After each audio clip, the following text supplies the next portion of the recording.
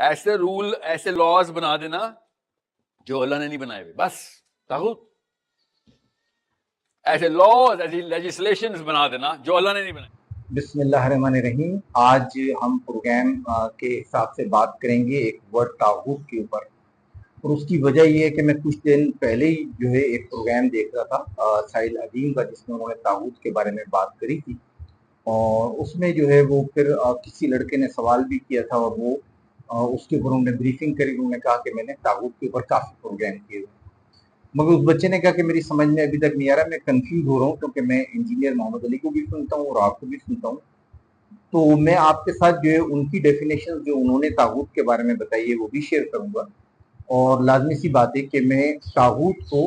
کلام پاک کے پرسپیکٹو کے اندر آپ کے ساتھ جو ہے وہ جو ہے اس کے ترجمے کے ساتھ، اس کے پرسپیکٹو کے اندر آپ کے ساتھ شیئرنگ کروں گا کہ طاغوت کلام پاک کس طریقے سے بیان کرتا ہے.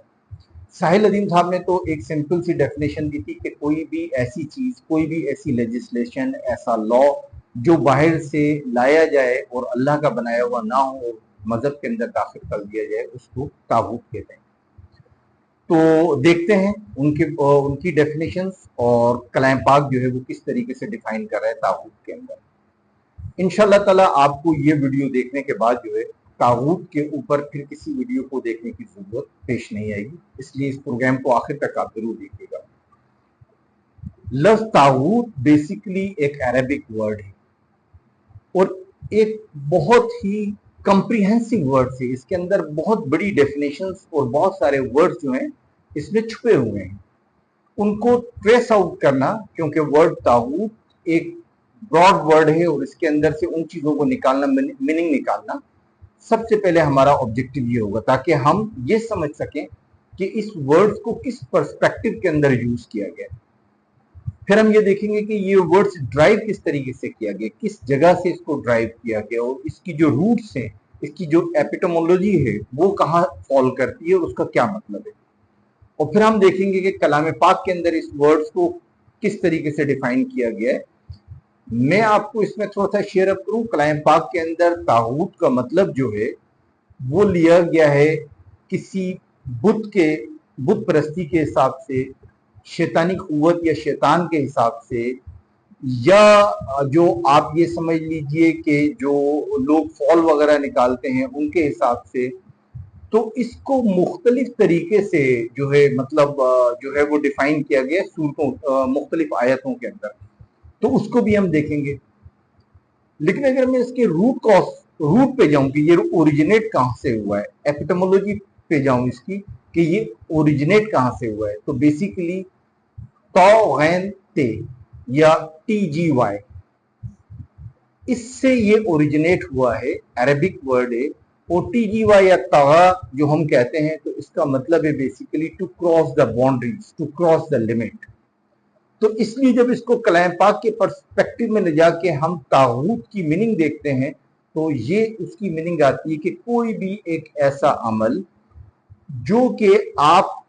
کو اسلامک باؤنڈریز یا اسلام کی باؤنڈریز سے باہر نکال دے، آپ اپنی حد سے تجاوز کر دیں، آپ کو جو مذہب نے آزادی دی ہے آپ اس سے تجاوز کر دیں، اس کو طاغوت کہتے ہیں. سورہ بقرہ کی آیت نمبر 256 اور 257 دونوں کے اندر طاغوت کا ذکر کیا گیا. ہم پہلے تلاوت کلام پاک اور اس کا ترجمہ سنتے ہیں کہ سورہ بقرہ کی آیت نمبر 256 کے اندر اللہ تعالیٰ طاغوت کے بارے میں کیا فرماتے ہیں. لا اکراہ فی الدین قد تبین الرشد من الغی فمن یکفر بالطاغوت ویؤمن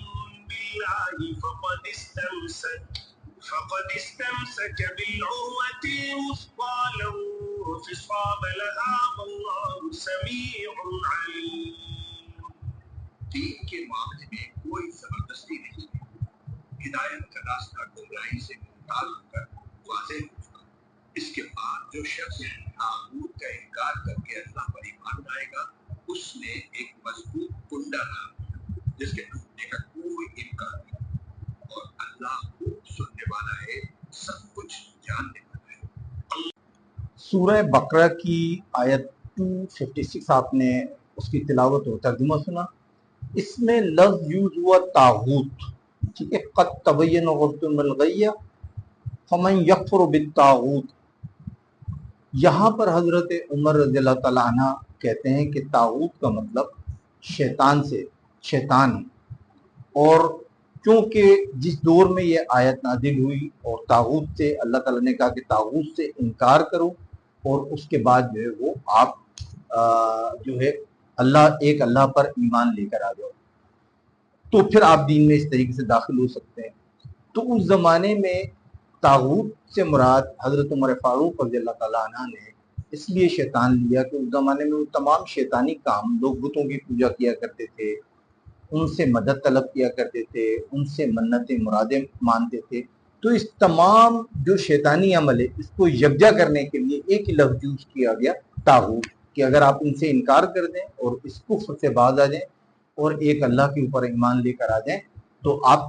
پھر دین میں داخل ہو جائیں گے. بہت خوبصورت بات اس میں کہی گئی. اگر آپ دیکھیں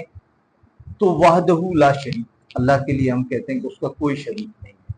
اللہ تبارک و تعالیٰ جب کسی کو دین میں داخل کر رہے ہیں تو وہ یہ نہیں کہہ رہا کہ تم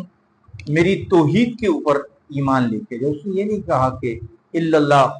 کہو اور میری توحید کے اوپر جو ہے ایمان لے کے آ جاؤ, بلکہ اس نے یہ کہا کہ سب سے پہلے اپنے ذہن کو کفر سے پاک کرو. کلمے میں پہلا لفظ کیا ہے؟ لا, نہیں. دیکھیں, اگر کسی چیز کو سپیورٹی پروف کرنی ہوتی ہے, اگر آپ کہتے ہیں کہ میں ایک انسٹیٹیوشن کا سربراہ ہوں, آپ کہتے ہیں I am the only one, I am the CEO, I am the director, آپ اس طریقے کے لفظ یوز کرتے ہیں نا کہ میں ہی واحد ہوں جو یہ ہوں. اللہ نے ایسے نہیں کہا کہ میں ہوں پہلے, اس نے کہا کہ پہلے یہ کہو کہ کفر نہیں, کفر کو تم نے چھوڑ دیا, اس کے بعد پھر تم جب داخل ہوگے ایمان کے اندر تو تم پاک ہوگے. تو پہلے ناپاکی کو دور کرو, کفر ناپاکی اس کو دور کرو پہلے. تو کفر کو ناپاکی کے دور کرنے کے لیے اللہ نے کیا کہا؟ پہلے کہو لا,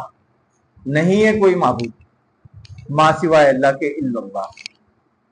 تو کفر کو دور کرنے کے لیے, شیطانی چیزوں کو دور کرنے کے لیے پہلے لا کہا گیا, اور جب آپ پاک ہو گئے تو آپ پھر اسلام میں داخل ہوئے. آپ نے کہا الا اللہ, ایمان لاتا ہوں کہ اللہ واحد اور لا شریک ہے. اب اللہ تبارک تعالیٰ نے اسی لیے آیت نمبر 256 کے اندر کہا کہ دین کے معاملے میں دین میں کوئی زبردستی نہیں ہے کہ آپ کسی کو کہیں کہ جی آپ دین کے اندر داخل ہوں. آپ کا کام کیا ہے؟ نبی پاک صلی اللہ علیہ وسلم کو بھی آپ یاد کریں کہ اللہ تعالیٰ نے کہا تھا کہ آپ کا کام ہے کہ آپ لوگوں تک پیغام پہنچائے اور ہدایت دینا تو میرا ہی کام ہے. تو اللہ تبارک تعالیٰ نے یہاں پر بھی یہ کہا کہ دین میں کوئی زبردستی نہیں ہے. اگر آپ اس کی تفسیر میں جائیں گے تو ایک ڈیپ تفسیر ہے, میں بھی اس کو لے کے آپ کے ساتھ نہیں کر سکتا کہ بہت زیادہ لمبی ویڈیو ہو جائے گی, لیکن اس کے باوجود بھی جو ہے میں آپ کو صرف ایک اوور ویو اس کا دے رہا ہوں تاکہ آپ اس کو سمجھ سکیں کہ دین میں کوئی زبردستی نہیں ہے. اور ہدایت کا راستہ گمراہی سے علیحدہ ہے. بالکل ایک ہدایت جو ہے وہ بالکل علیحدہ چیز ہے, اور ایک گمراہ ہو جانا اور بت پرستی اور غلط کفریہ تھاٹس کی طرف چلے جانا وہ ایک علیحدہ راستہ ہے. ٹھیک, اس لیے اللہ نے کہا کہ اب جو شخص جو ہے طاغوت کا انکار کرے گا, سب سے پہلے وہ جو شرک یا جو شرک تو میں نہیں کہوں گا, لیکن وہ طاغوت سے مراد یہاں پہ یہ ہے کہ جو انکار کرے گا کہ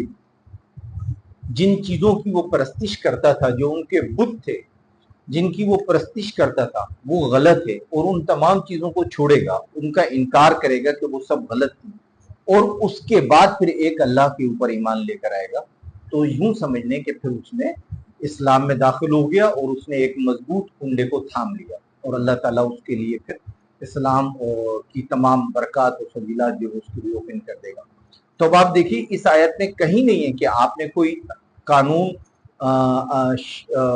اسلام کے خلاف کوئی قانون بنا کر جو ہے وہ مذہب میں داخل کیا, وہ طاغوت ہے. ایسا نہیں, کوئی چیز داخل نہیں, بلکہ اللہ نے یہاں پر کیا کہا کہ ایک جو گمراہی تھی اس کو ایڈریس کیا, ان لوگوں کو ایڈریس کیا جو گمراہ تھے, ان کو ایڈریس کیا. اور وہ جو گمراہ تھے وہ کس وجہ سے تھے؟ وہ گمراہ اس شیطان کی وجہ سے تھے جو کہ ان کو اسلام سے دور لے کے جا رہا تھا. اب یہاں پر اگر ہم شیطان میں آ جائیں کہ क्या था। तो फिर अगर आप देखें कि फिर एक एक चीज एलोबरेट आपको करना पड़ेगी कि वो बुत परस्ती करते थे, वो बुतों को अपना खुदा मानते थे, वो बुतों से मन्नतें मानते थे, वो बुतों की परस्तिश करते थे, वो बुतों की इबादत। तो इतनी सारी चीजों को एक जगह करने के लिए एक कम्प्रिहेंसिव लफ्ज जो इस्तेमाल हुआ, जो मैंने आपको शुरू में कहा था कि तागूत। तो तागूत एक जो लफ्ज है वो एक डाइवर्सिफाइड लफ्ज है, और उस वर्ड की जो मीनिंग मैंने आपको बताई थी दो तरीके से बताई थी, एक उसकी रूट डिक्शनरी से बताई थी और एक मैंने आपको अरबिक के अंदर उसके जनरल जो वर्ड्स कलाम पाक में यूज है वो बताए थे। तो यहाँ पर जो है फिर शैतान का लफ्ज इस्तेमाल किया, और ये किसी आजकल के आलिम ने नहीं किया, ये हजरत उमर फारूक रज़ी अल्लाह ताला अन्हा ने किया, जो कि उसके बाद फिर हम उसको क्योंकि वो लैंग्वेज भी उनकी थी, फिर वो सहाबी भी थे, फिर उनका मुकाम भी इस्लाम में कुछ हो रहे हो, फिर जो उन लोगों की कलाम पाक के ऊपर अबूर था, और जिस तरह वो इंटरप्रेट करते थे नबी पाक सल्लल्लाहु अलैहि वसल्लम के दौर के अंदर, तो लाजमी बात है हम उससे इनकार नहीं कर सकते। तो उन्होंने जब यहाँ लफ्ज शैतान किया तो इसी शैतान को जो है फिर इब्न कसीर ने भी अपनी तफसीर के अंदर ऐसे ही जाहिर किया। तो ये तो एक हो गई। अब हम देखते हैं कि सुनते हैं तिलावत 257 सूरह बकरा की 257 के अंदर भी तागूत का जिक्र है। हम देखते हैं वहां अल्लाह ताला किस तरीके से एड्रेस कर रहे हैं। अल्लाहु वलियुल्लज़ीना आमनू युखरिजुहुम मिनज़्ज़ुलुमाति इलन-नूर वल्लज़ीना कफ़रू औलियाउहुम त्तागूत युखरिजूनहुम मिनन-नूरि इलज़्ज़ुलुमात उलाइका अस्हाबुन-नारि हुम फ़ीहा ख़ालिदून। अल्लाह ईमान वालों का रखवाला है, वो उन्हें अंधेरियों से निकालकर रोशनी में लाता है, और जिन लोगों ने कुफ्र अपना लिया है उनके रखवाले वो शैतान हैं जो उन्हें रोशनी से निकालकर अंधेरियों में ले जाते हैं। वो सब आग के बासी हैं, वो हमेशा उसी में रहेंगे। सूरह बकरा की आयत 257 आपने देखी और इसकी तिलावत भी सुनी, इसका तर्जुमा भी सुना, और जिस तरीके से आपने देखा कि अल्लाह ताला ने वाज़ेह तौर के ऊपर कहा कि अल्लाह जो है वो ईमान वालों का रखवाला है और वो इन्हें अंधेरों से निकाल कर रोशनी में लाता है,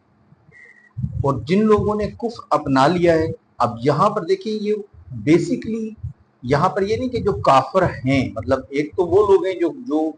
के दीन में ही नहीं है, और एक वो लोग हैं दीन में हैं लेकिन कुफ्र को अपना रहे हैं, सिरात मुस्तकीम पर नहीं, बल्कि ये कि वो दीन के अंदर ऐसी चीज़ों को अपना रहे हैं जिनकी इजाज़त उन्हें नहीं है, वो हद से गुजर रहे हैं, वो अपनी लिमिट्स को क्रॉस कर रहे हैं, वो तागूत में आ रहे हैं, उनके लिए कहा। अब जो कुफ्र है, ये भी आप देख लें कि एक सिंपल वर्ड्स नहीं है, कुफ्र की भी बहुत सारी चीज़ें हैं। मसलन अल्लाह ताला की आयात से किसी एक आयत से भी इनकार कुफ्र है, अल्लाह ताला की किसी भी हुक्म के ऊपर को ना मानना जो है वो कुफ्र है, और अल्लाह ताला के साथ किसी को शरीक करना कुफ्र है। तो मतलब ये कुफ्र की भी टाइप है। तो अब यहाँ पर वो ईमान वाले भी हैं लेकिन एट द सेम टाइम जो है वो कुफ्र भी कर रहे हैं। जिस तरीके से ये जो वो आयत है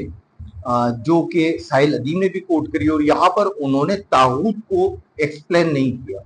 और उसके बाद उन्होंने कहा कि ये जो है ये ऐसे लॉज हैं जो कि बाहर से बनाए जाए, लेजिस्लेशन जो है की जाए जो अल्लाह ताला ने ना की, और उनको लाके मजहब में डाला जाए।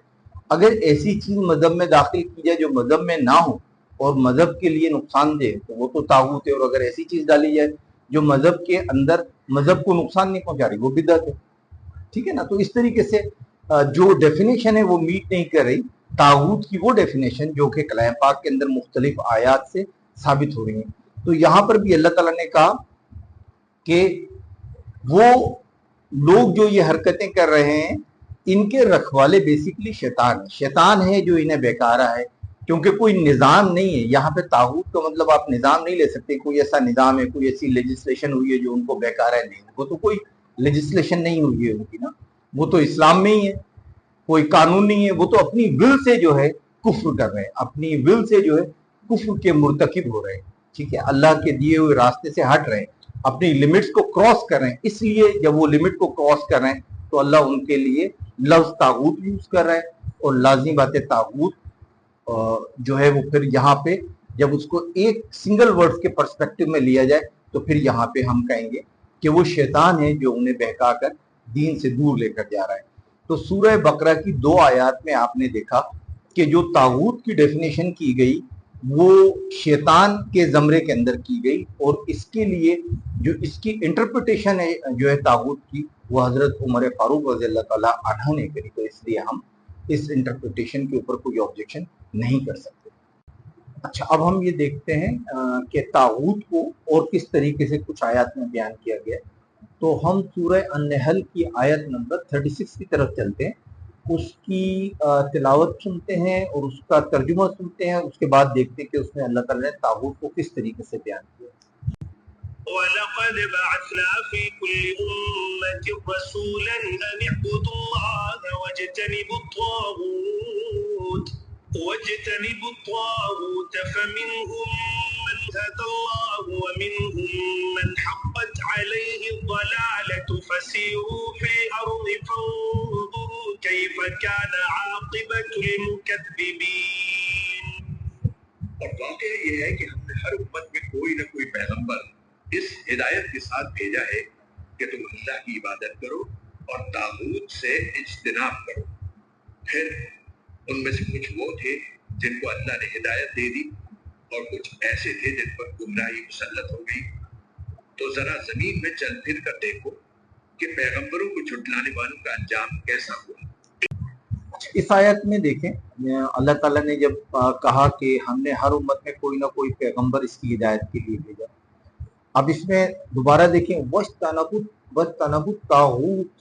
فَمِنْهُم مَّنْ هَدَى اللَّهُ، اور اجتناب کرو طاغوت سے، مطلب طاغوت سے بچو اور اللہ کی ہدایت کی طرف آؤ، اللہ کی عبادت کرو۔ اب اس سے ایک بات پھر یہ ثابت ہوتی ہے کہ اللہ کی عبادت کرو، طاغوت سے بچو، تو کیا کوئی ایسا نظام داخل ہو گیا تھا اس کے اندر؟ دوسرا آپ یہ دیکھیں کہ طاغوت جو ہے صرف اسلام میں ہم یہ نہیں سمجھتے کہ نبی پاک صلی اللہ علیہ وسلم کے دور میں ہے۔ طاغوت کا لفظ تو یہ سمجھ لیں کہ آدم علیہ السلام کے بعد سے ہی جو ہے طاغوت کا لفظ تو آ گیا تھا۔ طاغوت کا لفظ تو اسی وقت وجود میں آ گیا تھا جب شیطان نے اللہ تعالیٰ کو سجدہ کرنے سے انکار کیا تھا۔ جب انکار کیا تو وہ طاغوت ہو گیا، وہاں پر جو ہے وہ اپنی حدود سے آگے نکل گئے، جو اس کی لمٹس تھیں ایز اے اینجل، جو اس کی لمٹس تھیں وہ اس سے آگے نکل گیا، اور جو ہی وہ آگے نکلا تو وہ طاغوت میں چلا گیا، کیونکہ وہ اپنے حد سے باہر نکل گیا۔ اور جب اس کے کریکٹر کو آج بھی اگر آپ دیکھیں دنیا میں، جب کلام پاک کے اندر جہاں جہاں پر بھی جو ہے ایڈریس کیا گیا ہے، تو وہاں پہ زیادہ تر آپ یہی دیکھ رہے ہیں کہ ایک کمپریہنسو میننگ کے اندر ہم یہ نہیں کہہ سکتے بھی شیطان نے کفر کروا دیا، شیطان نے یہ چیز کروا دی، شیطان یہ کرواتا ہے۔ تو جب ہم اس کو انہیں ٹوٹل کہتے ہیں، ایک پرسنالٹی ایک ورڈ کے اندر اگر ہم اس کو ضم کرتے ہیں تو ہم کہتے ہیں طاغوت۔ اس لیے جب ہم طاغوت کہتے ہیں تو وہاں پر ہم اس کو امیڈیٹلی کہتے ہیں طاغوت میں شیطان۔ تو یہاں پر بھی یہی اللہ تعالیٰ نے کہا ایک اللہ کی عبادت کرو اور شیطان سے اجتناب کرو۔ اب شیطان سے اجتناب سے مراد کیا ہے کہ وہ تمام کریکٹرسٹک جو شیطان کے ہیں ان کو چھوڑ دو، مثلا بتوں کی پوجا چھوڑ دو، یہ تو نبی صلی اللہ علیہ وسلم کے دور سے پہلے کی بات ہے۔ تو اس کا مطلب اس وقت کوئی ایسا نظام نہیں تھا کہ جو اسلام میں داخل ہوا تھا اور ہم اس نظام کو کہتے کہ یہ اللہ کے حکم سے جو ہے معاملات بڑھ گئے، یا اس زمانے میں جو باقی اللہ کی جو کتابیں تھیں ان کے جو حکم تھے تو اس سے بڑھ کر کوئی چیز ان کے دین کے اندر داخل کی گئی ہے تو ہم اس کو طاغوت کہیں نہیں، بلکہ اس وقت تو صاف ہی کہہ دیا گیا کہ جو تم کفر کر رہے ہو وہ طاغوت ہے۔ جو تم شیطان کے جتنے بھی جو کریکٹرسٹکس ہیں یا اس کی جو بھی معاملات ہیں، تم جب ان کو فالو کر دو تم طاغوت کے اندر جا رہے ہو۔ تو اس وقت بھی یہ بات کری گئی۔ تو اگین اس آیت کے اندر آپ دیکھیں طاغوت کو واضح طور کے اوپر بیان کیا گیا کہ طاغوت وہ تمام چیزیں، جس طرح میں نے آپ سے شروع میں کہا تھا کہ اگر آپ عربک ورڈ کو اٹھائیں تو اس کا مطلب بت بھی بنتا ہے، اگر آپ اس کو دیکھتے ہیں تو اس کا مطلب جو ہے آپ کا وہ سرکشی بھی بنتا ہے، اگر آپ اس کو مزید دیکھتے ہیں تو اس کے اندر اگر ہم طغا سے اس کو ڈرائیو کرتے ہیں تو آپ اپنی لمٹ سے جب باہر نکل جاتے ہیں، جب بھی لمٹ سے جو چیز بھی باہر جا کر کریں گے تو وہ طاغوت کے زمرے کے اندر آ جائے گی. تو شرک کا طاغوت سے وہ تعلق نہیں ہے جو کہ کسی بھی لیول کے اوپر انہوں نے باندھا ہے یا کوئی بھی بزرگ بابا باندھے,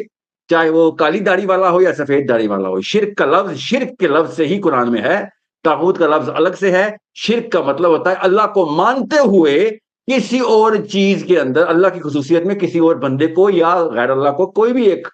پتھر کو, مورتی کو, سورج کو, چاند کو, انسان کو اس کی اللہ تعالیٰ کے کمپارٹمنٹ کے اندر گھسا دینا اللہ کو مانتے ہوئے, اس کو شرک کہتے ہیں. حمزہ صاحب اتنا تو آپ کو پتا ہوگا, ہم ہر مسلمان کو شرک کا تو پتا ہے.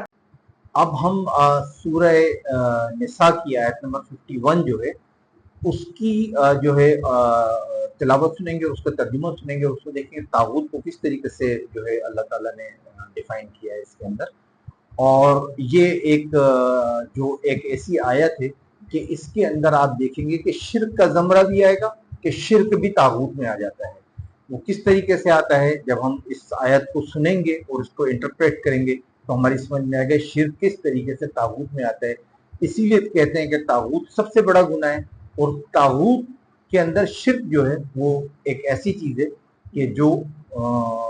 جس کے لیے کلام پاک کے اندر بھی واضح طور کے اوپر کہا گیا ہے کہ میں تمام گناہوں کو معاف کر دوں گا, اللہ تعالیٰ کہتا ہے, لیکن شرک کرنے والے کو معاف نہیں کروں گا. اگر اس نے دنیا میں شرک سے توبہ کر لی تو میں اسے معاف کر دوں گا, لیکن اگر وہ شرک کرنے کے بعد بغیر توبہ کے میرے دربار میں آئے تو میں اسے معاف نہیں کروں گا. تو ہم اس آیت کو سنتے ہیں اور دیکھتے ہیں کہ کس طریقے سے یہاں پہ طاغوت کو بیان کیا گیا. ألم تر إلى الذين أوتوا نصيبا من الكتاب يؤمنون بالجبت والطاغوت ويقولون للذين كفروا هؤلاء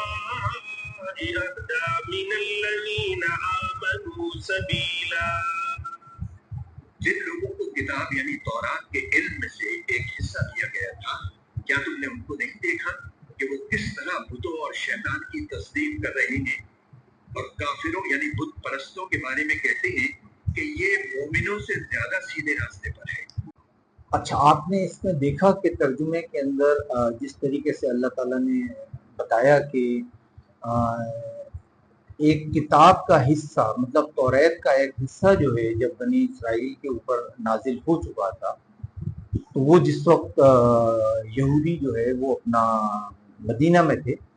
تو مدینہ کے یہودی اور مسلمانوں کے درمیان ایک معاہدہ ہوا, اور وہ معاہدہ یہ تھا کہ وہ کسی بھی انویڈر کو کوئی انفارمیشن نہیں دیں گے کہ مدینہ کے اندر مسلمانوں کے اوپر کسی بھی قسم کی کوئی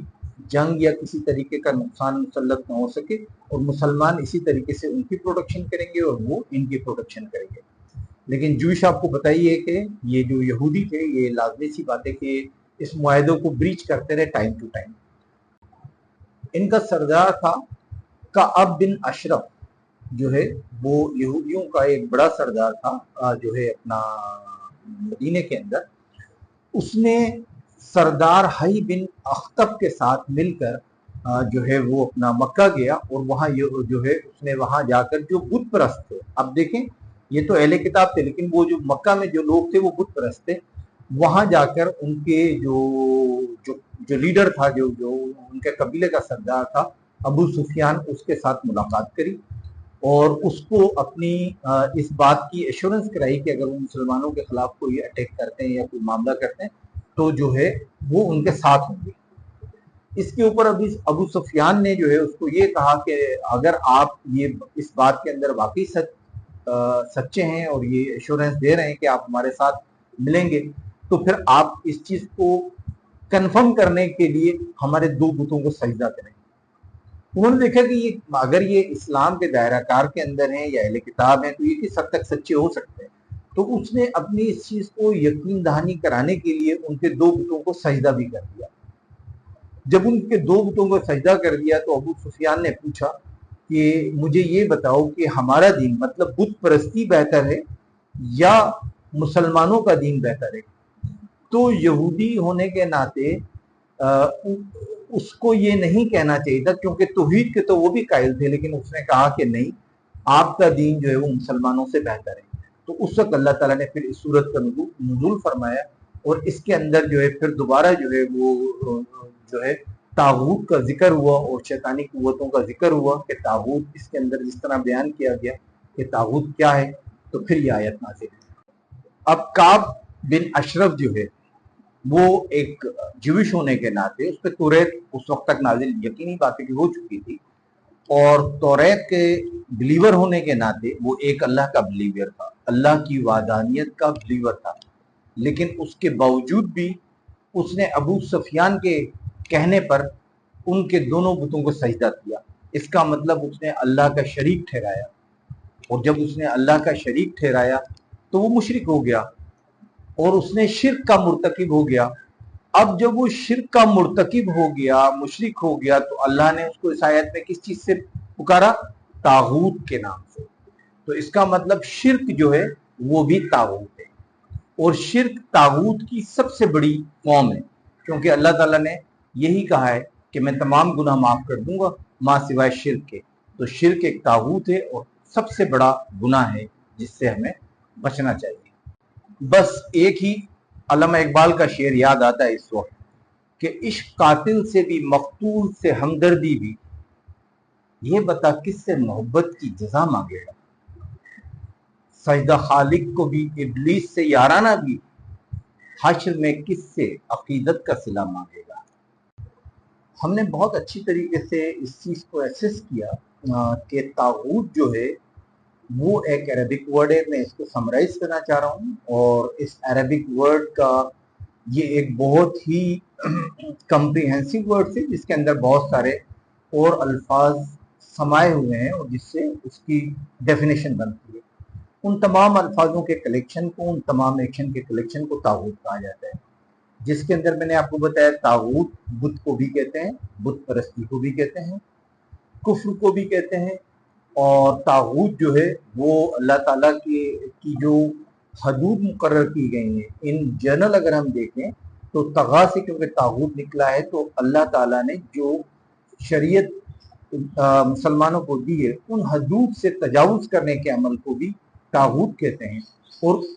ان تمام چیزوں کی تبدیلی کرنے کے عمل کو بھی طاغوت کہتے ہیں۔ طاغوت ہم ابلیس کو بھی کہتے ہیں۔ جب ہم ایک کمپریہنسو طاغوت کو لیتے ہیں تو ہم اس کو ابلیس سے جو ہے وہ تشبیہ دیتے ہیں، کیونکہ ابلیس وہ تمام کام کرتا ہے اور کرواتا ہے جو اللہ تعالیٰ کو پسند نہیں، اور کفر کے زمرے میں آتے ہیں اور انسان کو طاغوت کی طرف لے کے آتا ہے، مطلب کفر کی طرف لے کے آتا ہے تاکہ اللہ اس سے ناراض ہو۔ تو یہ ہم نے ایک بڑی کمپریہنسو سی جو ہے وہ جو ایک under the verses of the holy Quran جو ہے ہم نے اس کو ڈرائیو کیا طاغوت کی ایگزیکٹ میننگ کو، ٹھیک ہے۔ ہم نے اس کے بعد یہ دیکھا کہ جو ہم ایک کہتے کہ شرک طاغوت ہے یا نہیں ہے، تو ہم نے اس بات کو بھی جو ہے کمپلیٹلی انالائز کیا کہ شرک سب طاغوت میں سب سے بڑا طاغوت ہے۔ ان تمام فیکٹرز کے اندر جو طاغوت کے اندر فال کرتے ہیں اس میں سب سے بڑا فیکٹر ہے شرک، اور شرک جو ہے وہ طاغوت ہی ہے۔ تو اس لیے جو ہے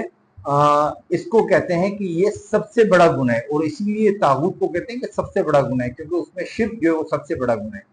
اب شرک کے بارے میں جو ہے میں آپ کو ایک آیات جو ہے سورہ نساء کی جو ہے آیت نمبر 48 جو ہے اس کی تلاوت سناؤں گا، اور اس کے بعد پھر ہم اپنے پروگرام کو انشاءاللہ کلوز کرنے کی طرف لے جائیں گے۔ إن الله لا يغفر أن يشرك به ويغفر ما دون ذلك لمن يشاء ومن يشرك بالله فقد افترى إثما عظيما۔ بے شک اللہ اس بات کو معاف نہیں کرتا کہ اس کے ساتھ کسی کو شریک ٹھہرایا جائے،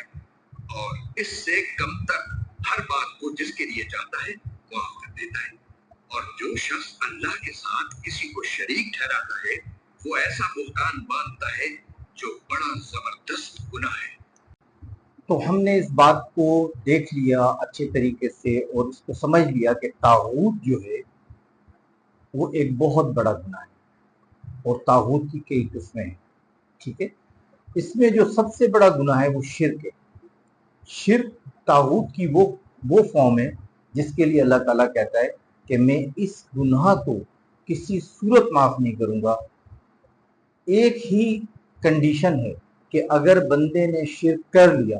تو وہ توبہ کرے, اور توبہ کے بعد جو ہے وہ جب میرے پاس آئے گا تو پھر میں اس کا گناہ معاف کر دوں گا. لیکن اگر اس نے توبہ نہیں کری اور شرک کر کے مر گیا تو پھر اس کی کسی صورت بھی بخشش نہیں. اب شرک کو آپ پڑھ لیجئے گا یا کسی ہم پروگرام میں دے دیں گے. شرک کی بہت ساری قسمیں ہیں, ٹھیک ہے, چھوٹی چھوٹی باتوں کے اوپر جو ہے مطلب یہ کہ جب آپ سوچتے ہیں تو بہت سے شرکیہ کلمات آپ کہہ دیتے ہیں جس کے اندر اللہ تعالیٰ کی صفت جو ہے وہ ان کو جو ہے وہ آپ جو ہے اپنا شرک کے زمرے میں آ جاتی ہیں, اللہ کی صفات کے ساتھ ملا دیتے ہیں جو کہ کسی انسانی صفت نہیں ہو سکتی, نہ نبیوں کی صفت ہو سکتی, لیکن ہم انہیں ملا دیتے ہیں تو جس کے ساتھ ہی جو ہے وہ شرک واقع ہو جاتا ہے. تو ہمیں بعض دفعہ ہم نبیوں کی ولیوں کی جب تعریف کر رہے ہوتے ہیں تو ہم غلو میں اس حد تک آگے نکل جاتے ہیں کہ ہم ان کی اللہ تعالیٰ کی بہت ساری صفات جو ہیں وہ ان کے اندر منتقل کر دیتے ہیں کمیونیکیشن کرتے ہوئے. تو یہ بھی شرک ہے. اور اس طریقے سے شرک وہ یہی نہیں ہے کہ آپ اللہ کے ساتھ کسی کو پیرلل لا کے کھڑا کر دیں, یہ تو خیر بہت ہی واضح شرک ہے, لیکن شرک کی چھوٹی چھوٹی فارمز ہیں جو کہ ہم سے ان انٹینشنلی جو ہے وہ سرزد ہو جاتی ہیں. تو ہمیں یہ چیز چاہیے کہ ہم رات کو سوتے ہوئے اللہ تعالیٰ سے توبہ کر کے سوئیں کہ یا اللہ اگر اس پورے دن کے اندر کسی بھی طریقے سے میں نے کوئی ایسا لفظ جو ہے وہ ادا کر دیا جو شرک کے زمرے میں آتا ہے تو تم مجھے اس کو معاف کر دے, تاکہ آپ جب سو جائیں تو صبح آپ اٹھتے ہیں یا نہیں, لیکن ایٹ لیسٹ آپ کو یہ پتا ہوا کہ آپ نے اپنے آپ کو ایک بہت بڑے گناہ سے محفوظ کر لیا. اللہ تعالیٰ ہم سب کو ہدایت نصیب فرمائے اور ہم سب کو شرک اور طاغوتی گناہوں سے محفوظ رکھے, شرک سے ہمیں ہمیشہ بچائے, اور اللہ تبارک و تعالیٰ ہمیں اپنی رحمت کے اندر رکھے اور اپنے اسلام کے جو بیسک جو عقائد ہیں ان کے اوپر رکھے, اور دین کی سلامتی کے ساتھ ہمیں اس دنیا سے اپنے پاس رخصت کروا دیں اور امن کے ساتھ ہم یہاں سے چلے. وآخر دعوانا ان الحمد للہ رب العالمین. السلام علیکم.